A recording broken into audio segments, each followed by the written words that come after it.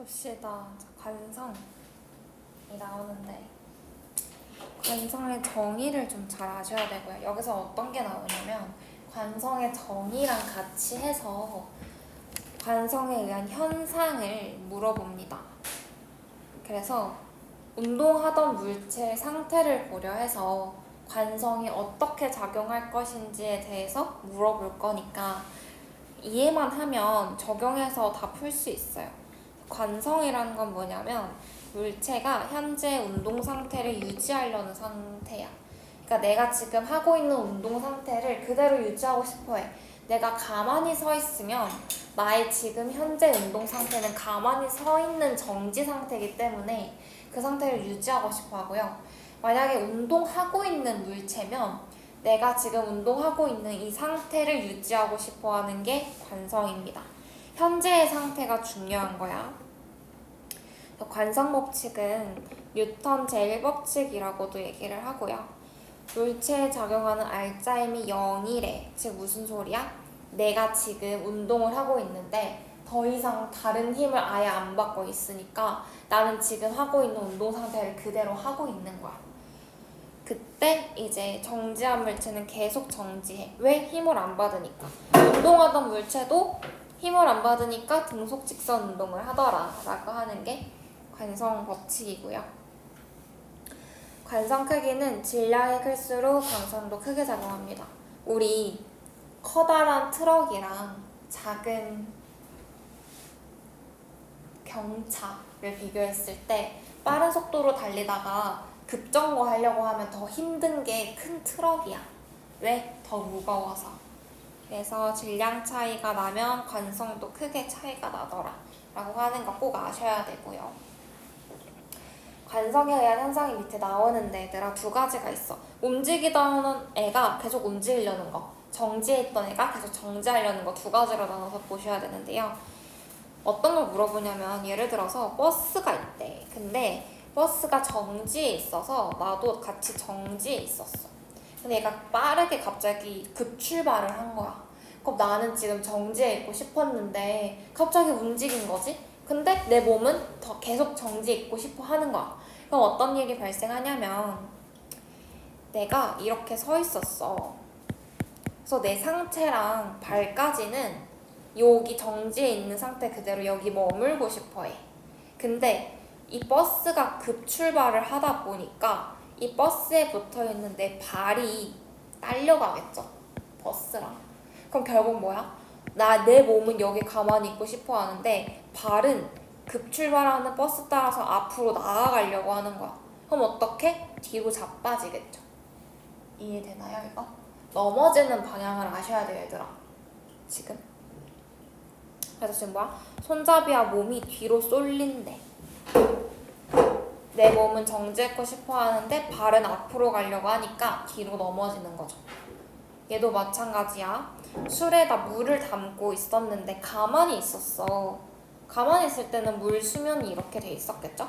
근데 얘가 급출발을 하는데 이 수레가 급출발을 했대. 그럼 이 수레에 급출발을 할 때 수레에 붙어있는 여기 아래쪽 면은 앞으로 나아가려고 하는데 위에 있는 물들은 그 자리에 계속 있고 싶어 하는 거야. 관성 때문에. 그럼 어떻게 돼? 밑부분은 앞으로 나아가려고 그러고 윗부분은 그대로 있으니까 물이 뒤로 쏠립니다. 물이 앞으로 쏠리는지 뒤로 쏠리는지를 구분해서 공부하셔야 됩니다. 그럼 이제 운동하던 물체가 계속 운동하려는 관성이 작용하는 예시를 보면 버스가 달리고 있었어 이번에는. 그럼 이 버스 안에 타고 있는 나도 계속 앞으로 달리고 있는 상태. 난 계속 앞으로 달리고 싶은 관성이 존재하는 상태인데 버스가 급정거한 거야. 그럼 내 몸은 앞으로 나아가려고 하는데 발이 묶였어. 그럼 어떻게? 앞으로 고꾸라지겠죠. 그래서 몸이 앞으로 쏠리는 거. 그럼 지금 아까 정지해 있던 상태는 뒤로 넘어지려고 했는데 운동하던 물체는 앞으로 넘어지려고 하죠. 그래서 넘어지는 방향이 중요하다는 겁니다. 구분을 할 줄 알아야 되니까. 이번에는 이제 물이 있어. 물이 등속으로 움직이다가 급정거를 했어. 그러면 위에 있는 물들은 앞으로 나아가려고 해. 움직이던 상태 그대로. 근데 수레가 갑자기 멈췄으니까 물은 더 이상 앞으로 나아가지 못하고 앞으로 쏠리게 됩니다. 그래서 물은 앞으로 쏠리더라. 이것도 정지해 있던 관성에선 뒤로 쏠렸죠. 근데 움직이던 애가 계속 움직이려는 예시에서는 앞으로 쏠립니다. 어디로 쏠리는지도 같이 공부하셔서 구분할 줄 아셔야 된다. 괜찮나요? 네, 넘어가서 관성과 안전 보시면요. 관성은 충돌과 관련된 안전사고를 예방하는 데 중요하대. 제일 대표적으로 안전띠가 있는데, 안전띠는 뭐냐, 우리가 급정거하면 앞으로 몸이 쏠린다 했잖아. 왜?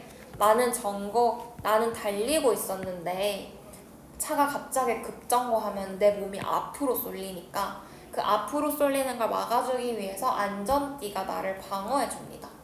뭐 날아다니지 않아? 아닌가? 뭐 날아다녀? 없어? 어쨌든 그래서 그걸 방지해주기 위한 게 안전띠인데 튀어나가는 걸 막아준대요. 속력이 갑자기 느려지면 급정거하면 관성 때문에 몸이 앞으로 움직이니까 이것 때문에 앞으로 나가지 않게 안전띠가 꽉 잡아주기 위해서 안에 자세한 그 구조를 보게 되면 고전축이 이렇게 있고요. 톱니바퀴가 있고요. 잠금 장치가 있고 안전띠가 이렇게 연결이 됩니다. 그 안전띠가 내가 앞으로 나아가려는 관성 때문에 내 몸에 감겨져 있던 안전띠가 빠르게 잡아당겨지면 여기 있는 잠금쇠가 톱니바퀴에 걸려요. 그럼 더 이상 이 톱니바퀴가 돌아가지 않게 되고요. 그러면 안전띠가 고정이 되면서 내 몸이 앞으로 나가는 걸 막아주더라 라고 하는 거. 이렇게까지 자세하게 안 알아도 되고 안전띠가 관성과 안전의 예시 중에 하나다. 이 정도 아시면 됩니다. 그리고 이 실험도 되게 많이 나오는데 관성 실험 중에서 돌을 매달아 놓고 잡아 당길 거야. 어느 순간 끊기겠지, 끈이. 너무 세게 잡아 당기면. 근데 어느 지점에서 잡아 당기느냐는 관성에 따라 달라진대요. 자, 얘를 겁나 빨리 착 잡아 당겼어. 그럼 어떻게 되냐면 이 돌이 가만히 서 있던 걸 유지하려는 관성 때문에 더 이상 끌려오지 않고요. 여기서 끊겨요. 비에서. 근데 천천히 잡아당기면 이 돌도 천천히 힘을 받기 때문에 같이 딸려오게 되고요. 그러다 보니까 A에서 끊깁니다. 그럼 문제에서 물어보겠지. 빨리 당겼을 때 끊겨지는 위치가 어디냐? 또는 천천히 당겼을 때 끊겨지는 위치가 어디냐? 그러면 그때의 돌의 관성은 어떻냐? 이런 거 물어볼 수 있으니까 이런 거 요거 꼭 보고 가세요. 어떻게 되는 건지. 괜찮나요? 내려가서 이제 본격적으로 계산하는 부분이 나오는데 얘들아, 운동량과 충격량 두 가지가 있어. 근데 어렵지 않습니다. 운동량이라는 거는 운동하고 있는 물체가 운동 효과를 가지는 것을 운동량이라고 해. 어떻게 계산하냐면 질량 곱하기 속도로 계산합니다. 단위는 질량 단위랑 속도 단위 두 개 곱하면 돼. 그래서 킬로그램 질량 단위, 미터 퍼 세크 속도 단위 두 개 붙이면서 또 쓰시면 됩니다. 그냥.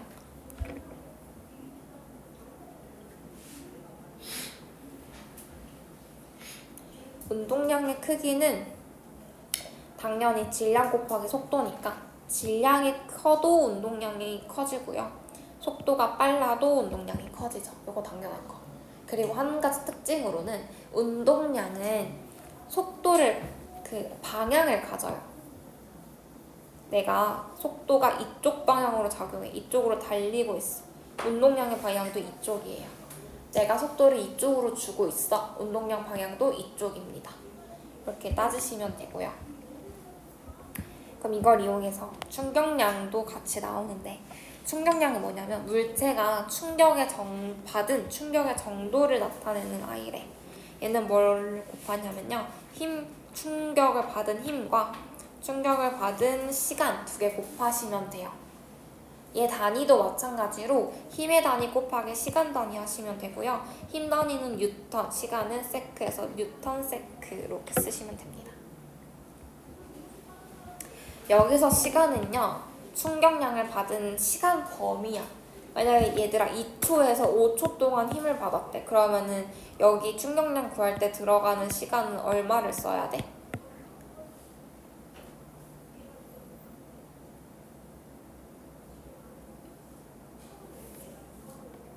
여기서 말하는 충격량 구할 때 쓰는 시간은 충격을 받은 시간이야. 근데 내가 타임라인이 있는데 2초부터 5초까지 힘을 받았대. 그럼 여기 들어가야 되는 값은 얼마야? 오, 맞음. 3인 거지. 3초 동안 힘을 받았으니까. 이해되니? 이렇게 쓰시면 됩니다. 충격량 크기도 마찬가지로 힘이 크거나 시간을 많이 오래 받거나 중에 하나고요. 충격량 방향은요, 힘의 방향이랑 같습니다.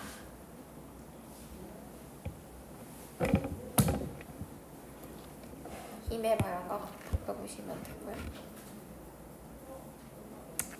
그래서 아까 운동량도 방향을 가지고 충격량도 방향을 가지는데 우리가 나중에 문제를 풀 때 필요한 개념이야. 그래서 어떻게 하냐면 보통 플러스, 마이너스 이렇게 방향성을 나타내는데요. 이거는 사실 정답은 없는데 우리가 정하기 나름이야. 그래서 너네가 그냥 편한 대로 내가 문제에서 이쪽 방향을 플러스로 잡았으면 반대 방향을 마이너스로 잡을 수 있는 거야.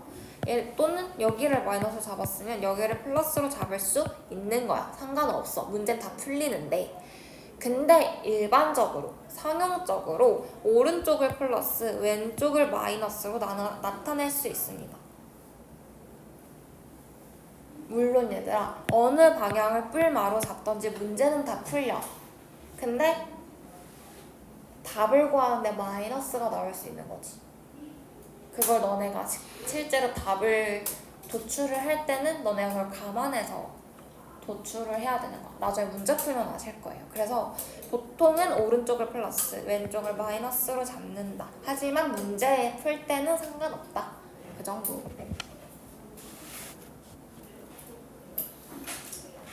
괜찮나요? 넘어가서. 그럼 이제 이 운동량이랑 충격량이 어떤 관계가 있냐라고 할 때 물체에 충격이 가해져 와서 빵 쳐. 그러면 이 아이가 나의 힘을 받아서 내가 빵 치면 얘가 이렇게 쳐서 이동을 하겠지. 내가 빵 치면 이동을 하겠다. 그래서 물체의 방향이나 빠르기가 변화한대요. 그건 뭐야? 운동하고 있는 아이의 운동량이 변한 거잖아. 결국 이렇게 되는 거지. 그래서 충격량이랑 운동량은 관계가 있어요. 그래서 어떤 관계가 있냐면 요거 완전 중요함. 충격량은 운동량의 변화량과 같습니다. 운동량의 변화량은 어떻게 구하냐면 나중 운동량 빼기 처음 운동량으로 구해요. 요거 무조건 외우셔야 됩니다. 그래서 만약에 문제에서 우리 운동량은 어떻게 구했냐면 질량 곱하기 속도로 했어. 근데 충격량은 힘 곱하기 시간이었단 말이야. 근데 힘에 대한 힌트나 시간에 대한 힌트 없이 충격량을 구하라고 할 때가 있어. 그때 무슨 식 써야 돼? 요식 써야 되는 거야. 괜찮니?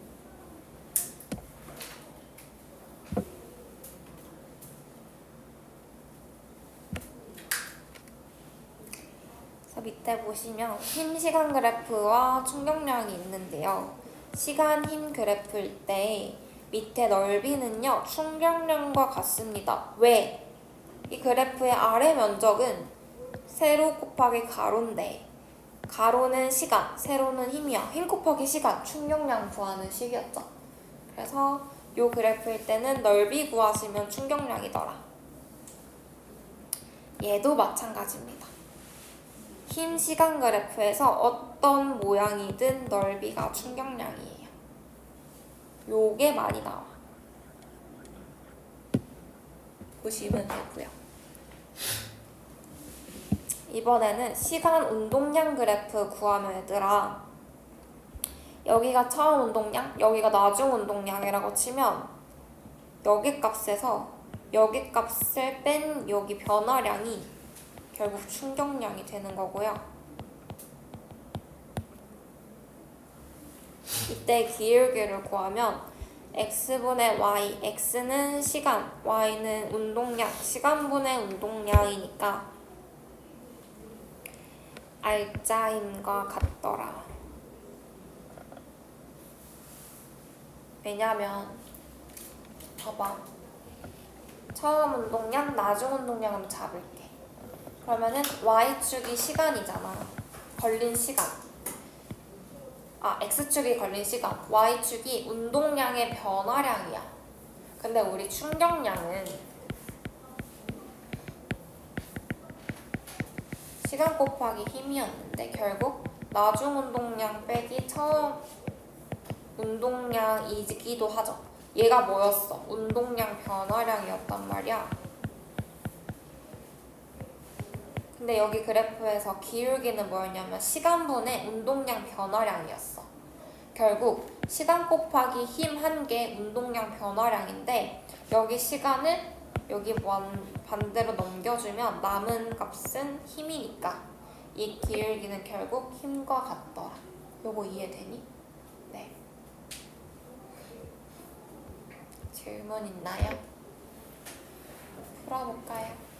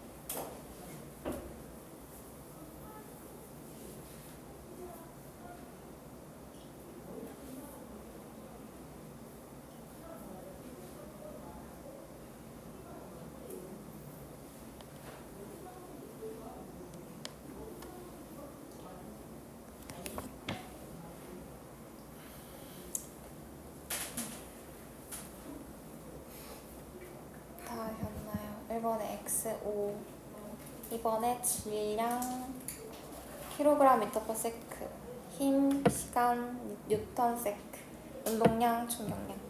3번에 300 뉴턴 세크, 300 킬로그램 미터 퍼 세크.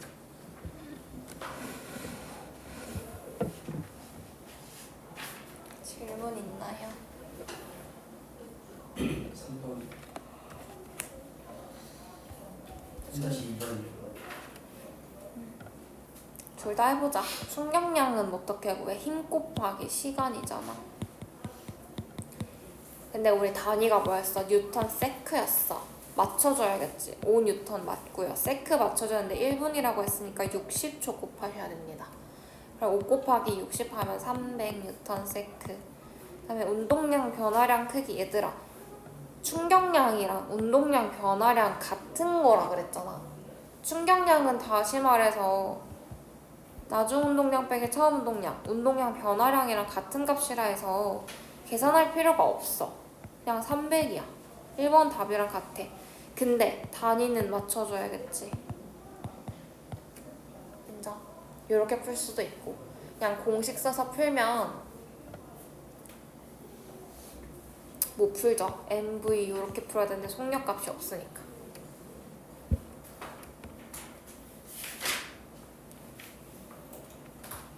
넘어가서 자, 평균 힘과 충돌 시간에 대해서 나오는데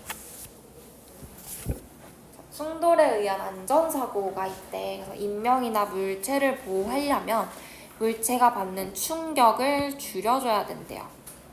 그 충격은 뭐냐면 평균 힘이라고 얘기를 하고요. 또는 충격력이라고 얘기를 해요. 그래서 우리는 뭔가가 부딪힐 때 그 충격, 아픈 거를 덜어주기 위해서 뭘 줄여야 되냐면 이 충격력을 줄여야 되는 거야.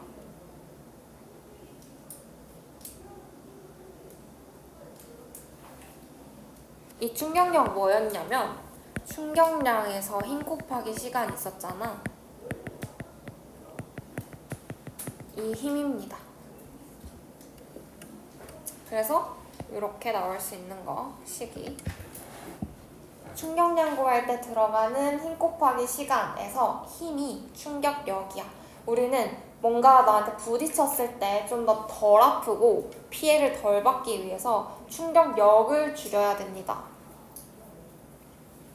그러면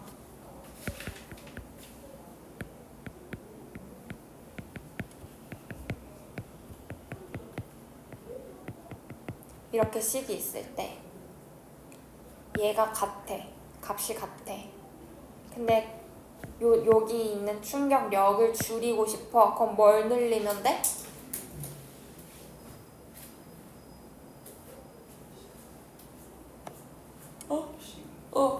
시간을 늘리면 돼. 그래서 우리는 충돌하는 시간을 늘려서 이 충격력을 줄여가지고 좀 충격을 덜 받을 수 있도록 할 겁니다. 그게 여기 실험이 되게 많이 나오는데 이거 중요해요. 시간을 길게 해주면 돼. 그래서 여기 두 개 실험이 있는데 똑같은 달걀을 떨굴 거야. 하나는 콘크리트 바닥에 떨굴 거고 하나는 엄청 푹신한 방석에 떨굴 거야. 어떻게 되냐면 이 달걀은요, 이 딱딱한 바닥에 닿자마자 힘을 받아서 꽝 깨져요. 근데 비는 뭐냐면 떨어지는데 방석이 푹신하니까 푹신한 방석에 떨어지는 방석에 닿는 순간부터 푹신한 그 쿠션에 안착하기까지 시간이 좀 걸립니다. 그때 시간을 늘려가지고 충격력을 줄이는 방법입니다. 그래서 실제로 보면은 얘들아, 요 힘시간 그래프에서 이런 그래프 형태가 나오는데 이 그래프의 아래 면적은 같대요. 즉 충격량이 같대. 근데 지금 뭐가 다르냐면 단단한 바닥일 때는 충격력이 이만큼이야. 엄청 높아. 근데 방석을 깔아놨더니 충돌 시간이 엄청 늘어났죠. 엄청 늘어나면서 충격력이 확 낮아진 모습을 볼 수 있습니다. 그래서 이거 예시를 보고 여기에 짝짓기 할 줄 알아야 되고요. 어떤 아이가 어떤 그래프 모양일지 짝짓기 하는 거 할 줄 아셔야 되고요. 충격량은 같다는 거 꼭 알고 계셔야 되고요. 충격력이 차이가 나. 왜? 충돌 시간이 다르기 때문에 충돌 시간이 긴 건 얘고요. 충돌 힘, 충격력이 큰 건 얘입니다.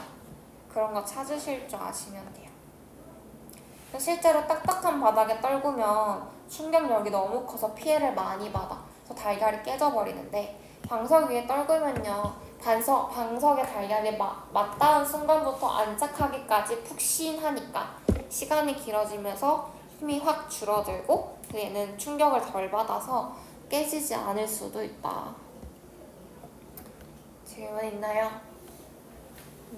넘어가서 그럼 이제 생활 속 충돌과 안정장치 예시 보고 진도는 여기까지 나올 건데, 생활 속 충돌과 안정장치 같은 경우에는 보기에서 찾으라고 많이 나와요. 그래서 꼭 잘 보시면 되고요.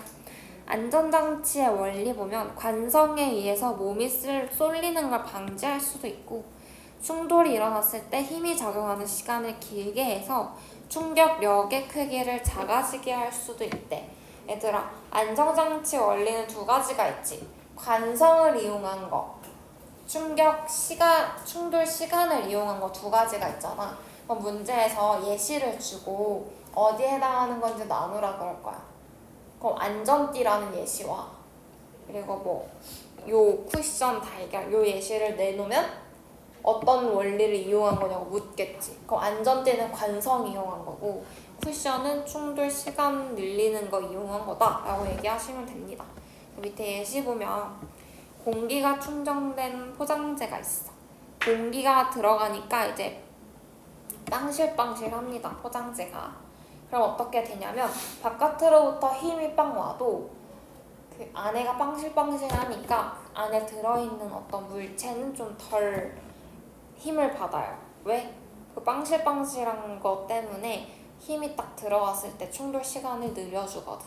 얘는 충격력을 줄이는 원리를 이용한 거고요. 보호대도 마찬가지로 부딪혔을 때 얘가 좀 푹신푹신하니까 그 완전히 그 힘을 다 받기까지 시간이 길어져서 얘도 충격력을 줄인 거. 놀이매트도 마찬가지입니다.